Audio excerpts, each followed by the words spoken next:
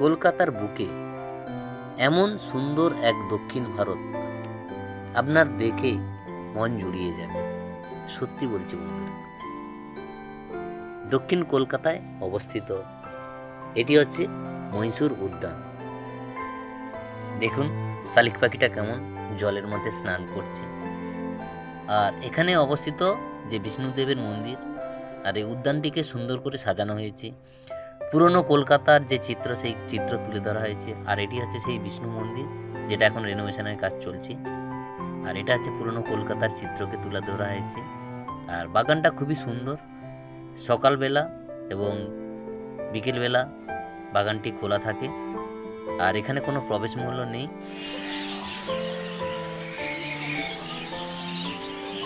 চলুন শুরু করা যাক আজকে ভিডিও দক্ষিণ কলকাতার সেই ঐতিহাসিক মহীশূর উদ্যানের ভিডিও। আর সবার প্রথম আমি তরুণ, আপনাদের host. Welcome to tour planner blog. শুরু করছি আজকের ভিডিও মহীশূর উদ্যান।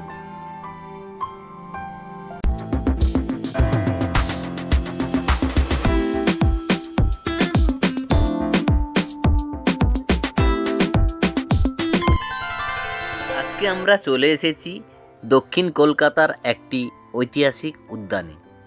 ঐতিহাসিক বলার কারণ, এই উদ্যানটির সঙ্গে স্বামী বিবেকানন্দ একটি যোগাযোগ রয়েছে এবং মহীশূরের মহারাজা তারও সঙ্গে একটি বিশেষ যোগাযোগ রয়েছে। তাই সম্পূর্ণ তথ্য থাকছে এই ভিডিওতে। এই যে মহীশূর উদ্যানটি কোথায় অবস্থিত, কিভাবে যাবেন, কত টাকা খরচ পড়বে, সম্পূর্ণ তথ্য এই ভিডিওতে পেয়ে যাবেন।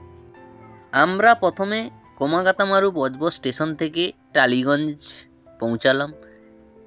টালিগঞ্জ থেকে রবীন্দ্র সরোবর মেট্রোতে গিয়ে মেট্রো ধরে প্রথমে কালীঘাট মেট্রো স্টেশনে নেমে 8 নম্বর গেট দিয়ে উপরে উঠে বাইরে বেরিয়ে মেন রোড ধরে এগিয়ে যেতে হবে। আর যে রোডটি চেতলা অগ্রণী ক্লাবের দিকে গেছে, চেতলা ব্রিজের শুরু হওয়ার আগে ডান দিকে যে রাস্তাটি ঢুকেছে, সেই রাস্তা ধরে ঠিক 1 মিনিটে হাঁটা পথে পৌঁছে যাবেন মহীশূর উদ্যানে। এই উদ্যানটি মহীশূর রাজপরিবারের হাতে তৈরি, রাজপরিবারের স্মৃতিবিজড়িত স্থান। তবে বর্তমানে কলকাতা কর্পোরেশনের শ্রীমতী মালা রায়ের সহযোগিতায় উদ্যানটি পুনরায় সংস্কার করে জনসাধারণের জন্য খুলে দেওয়া হয়েছে। সকালে ও বিকালে এই উদ্যানটি খোলা থাকে, কোনো প্রবেশ মূল্য নেই। কিন্তু এই উদ্যানটির বাম পাশে অবস্থিত কেওড়াতলা মহাশ্মশান। এই উদ্যানটির একটি ইতিহাস আছে, সেই ইতিহাসটা আপনাদেরকে বলছি, শুনুন। 1863 সালে 22শে ফেব্রুয়ারিতে মহীশূরের প্রাসাদে জন্মগ্রহণ করেন 23তম মহারাজা চামরাজেন্দ্র ওয়াদিদার। আর 1894 সালের ডিসেম্বর মাসে মহীশূরের তৎকালীন মহারাজ শ্রী চামরাজেন্দ্র ওয়াদিদার কলিকাতায় এসেছিলেন ভাইসরয় লর্ড এলগিনের সঙ্গে দেখা করতে। তিনি উঠেছিলেন 13 নম্বর চৌরঙ্গি রোডের মিসেস এলিমাক্সকের বোর্ডিং হাউসে, যা পরবর্তীকালে গ্র্যান্ড হোটেলে রূপান্তরিত হয়। মহারাজের দুর্ভাগ্য এই যে কলকাতায় আসার পর প্রাণঘাতী ডিপথেরিয়া রোগে আক্রান্ত হয়ে 7 দিনের মধ্যে মাত্র 31 বছর বয়সে 1894 খ্রিস্টাব্দে 28শে ডিসেম্বর মহারাজ পরলোকে গমন করেন। সেই সময় মহীশূরের রাজপরিবারের সদস্যরা ঠিক করেন যে কলিকাতাতেই মহারাজের শেষকৃত্য সম্পন্ন করা হবে। সেই মতে কেওড়াতলা মহাশ্মশানের পাশে মহারাজাকে দাহ করার জন্য অনেকটা জমি কেনা হয় এবং আদি গঙ্গার ধারে তৈরি করা হয় রাজঘাট। ওই জায়গাটি তখন সংস্কার করে তার মাঝখানে যথাযোগ্য মর্যাদায় মহারাজের শেষকৃত্য সম্পন্ন করা হয়েছিল। সেই জমিকে কেন্দ্র করে সুদীর্ঘ বিষ্ণু মন্দির ও ও বাগিচা বা মহীশূর উদ্যান তৈরি করার পরিকল্পনা ও রূপায়ণের দায়িত্ব অর্পণ করা হয়েছিল বার্ন অ্যান্ড কোম্পানিকে। কর্ণাটকের বেলুড়ের দ্বাদশ শতাব্দীর চেনাকেশর মন্দিরের আদলে তৈরি এই বিষ্ণু মন্দিরটি। ওই বিষ্ণু মন্দিরটির এখন রেনোভেশনের কাজ চলছে, তাই ভেতরে ঢুকে বিগ্রহটি আপনাদের দেখাতে পারলাম না। তবে এই বিষ্ণু মন্দির, তাই গর্ভগৃহে রয়েছে প্রভু বিষ্ণু। মহীশূরের রাজপরিবারের স্মৃতি বিজড়িত বিষ্ণু মন্দিরটি আজও কলকাতার বুকে অস্তিত্ব বজায় রেখেছে, দেখে খুব ভালো লাগলো। ত্রিপুরার মহারাজা ভগবান শিবের মন্দিরটিও প্রতিষ্ঠা করেছিলেন। এখানে যেসব মূর্তিগুলো আছে সব কিন্তু কোষ্ঠী পাথরের তৈরি। কালো মূর্তিগুলো সব কোষ্ঠী পাথরের। প্রথমের দিকে মহীশূরের যে উদ্যানটি রক্ষণাবেক্ষণের জন্য ব্যয়ভার বহন করতেন মহীশূরের রাজপরিবারের সদস্যরা, এবং মহীশূরের রানীমা নিয়মিত শ্রদ্ধা জানাতে এখানে আসতেন। কিন্তু পরবর্তীকালে মহীশূর উদ্যানের দায়ভার মহীশূরের রাজপরিবারের হাত থেকে পশ্চিমবঙ্গ সরকারের হাতে হস্তান্তরিত হয়। বিষ্ণু মন্দিরটি পাশে আরেকটি শিব মন্দিরও আছে। এছাড়া বাইরে দক্ষিণেশ্বরের মা ভবতারিণী মন্দিরের আদলে একটি মন্দির দেখতে পাবেন, সেটিও বেশ সুন্দর, দারুণ লাগে। আর এই যে দেখুন রেনোভেশনের কাজ চলছে, বাঁশ দিয়ে চারদিকে রং হচ্ছে। পাশে দেখতে পাচ্ছেন এই যে হচ্ছে শিব মন্দির।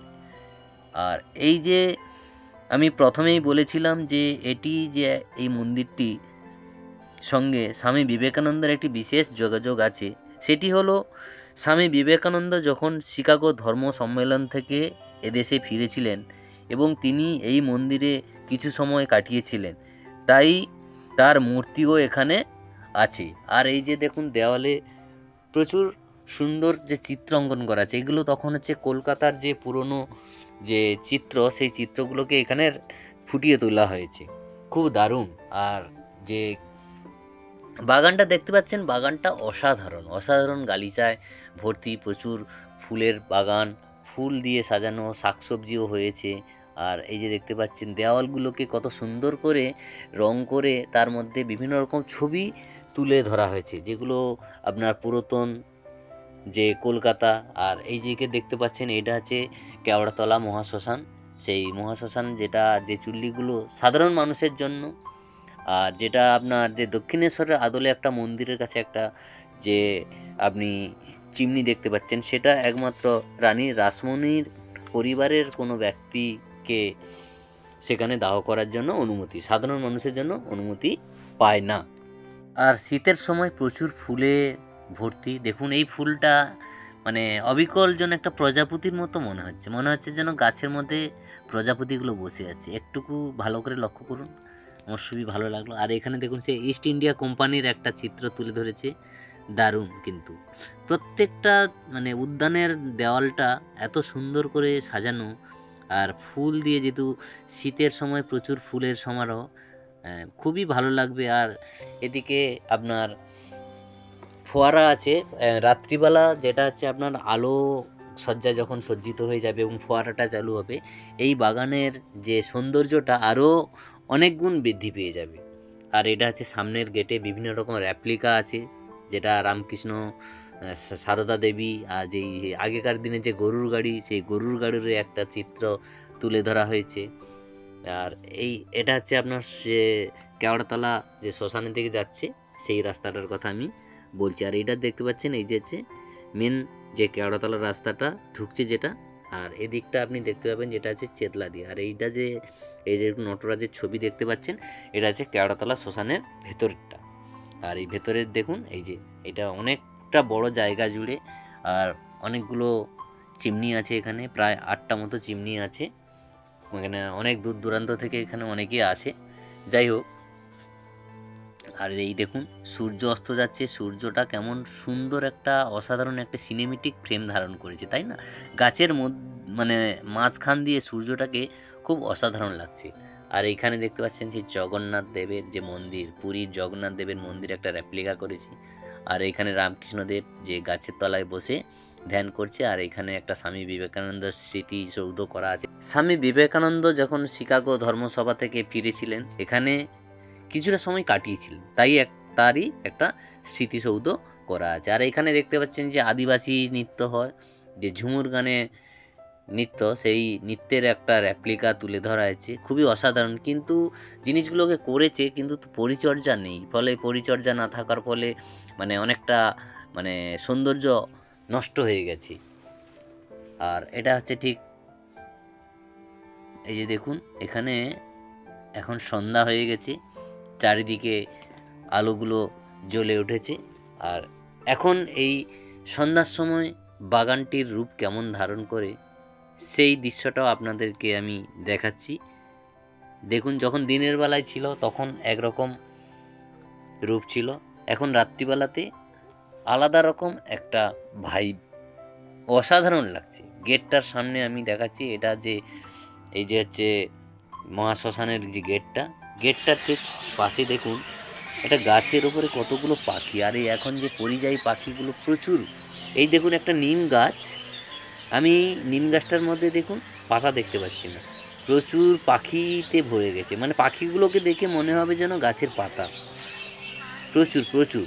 একটু আমি জুম করে আপনাদেরকে দেখাচ্ছি, দেখুন মনে হচ্ছে তো পাখিগুলো কত, প্রচুর পাখি আছে এখানে, অসংখ্য অসংখ্য পাখি। শুধু মানে এখানে যে পাখিগুলো দেখতে পাচ্ছেন এগুলো হচ্ছে আপনার শালিক পাখি।